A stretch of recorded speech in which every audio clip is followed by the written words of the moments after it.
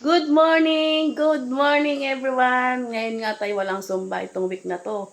Kaya wala tayo exercise, kaya tayo magpapapawis dito sa loob ng bahay. Alat na!